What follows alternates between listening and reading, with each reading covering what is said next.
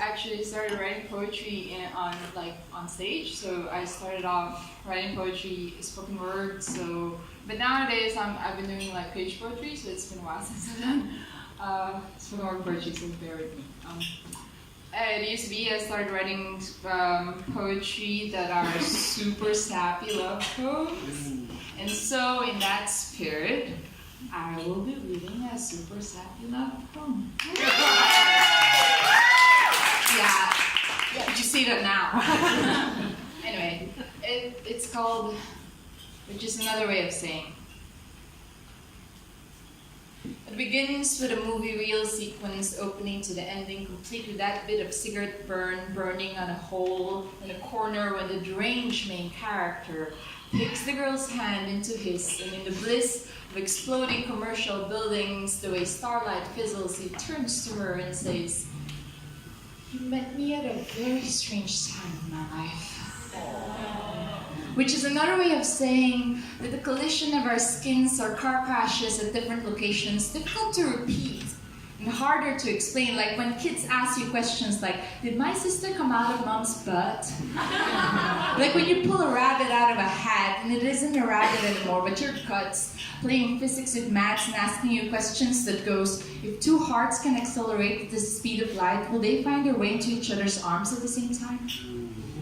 Which is to say, we were on the road, foot on the gas, driving into different destinations, and it happened to beg the question of whether a companion was the kind of decision only drunk travelers would make. But we made the decision anyway, because I was looking for Atlantis. Looking for the ruins people once believed in, as if to tell myself that if I were to be made witness to the prestige of a place now dead, then maybe I can recreate happiness in a way that doesn't suspend itself with expiration dates. That the road trip is a road trip in and of itself, and any attempt to justify its existence is a non-argument, because love exists as an entity that doesn't need to qualify itself. Because I would dive into the ocean of uncertainty, flip-flop like two manatees, wash over the Florida shore with you, knocking our flippers on random strangers' doors, asking for direction against the whirlpool of ocean storms, just to look for Atlantis. Just look for a lost kingdom underwater. And if you don't find it where it's supposed to be, I'd veer us out of the ocean into the galaxies, hyperspeed our way to the open waters of the nebulae, kick into high gear and rip through the atmospheres, not even second-guessing a tiny bit on the probability of finding a destiny in billions of stars. As far as I can tell, you're already one of them. Not like the kind that burns the brightest, more like the one best defined by its capacity to shine in the darkness. Because that's how I would like to remember the way your eyes glimmer, only ever so slightly, as though you were always trying to outdo me when it comes to hiding from the word, as though you thought I didn't know.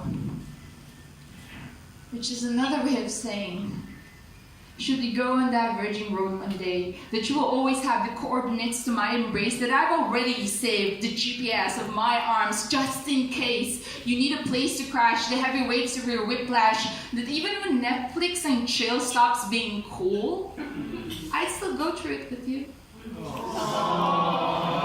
And despite me thinking that happiness is a destination somewhere beyond Atlantis, it is ultimately the trip. And I would whip your ass if you don't consider finishing this, even without me. Not in a dead kind of way, but in a way that two lines sometimes share parallel space, how some circles can create tangents the same way that some lives can overlap in such significant ways, enough for me to tell you that in 10 years' time, I'd still miss you. Aww. That even if we steer into stop signs towards a certain termination, I'd keep spare duct tape in my pocket so I can erase all the blockages in our journey and let you continue. Like, if we were in a tag team game and you were player 2, I'd give up my spare mana for you. Because I've been looking for Atlantis. And if in some way beyond the ocean waves and nebulae this wasn't it, and this state of unfazed car race brings us towards opposite direction, even if we end up in different destinations, our constellation falling under different seasons, I'd like you to know that I'd give the best stars in my galaxy for you. which is another way of saying that I love you.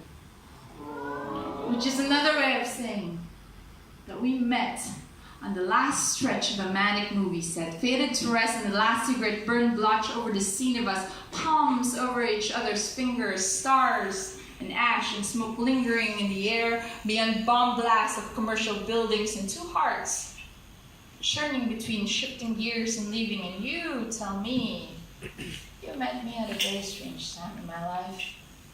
And I reply, that's true. That doesn't mean we can't try. Thank you.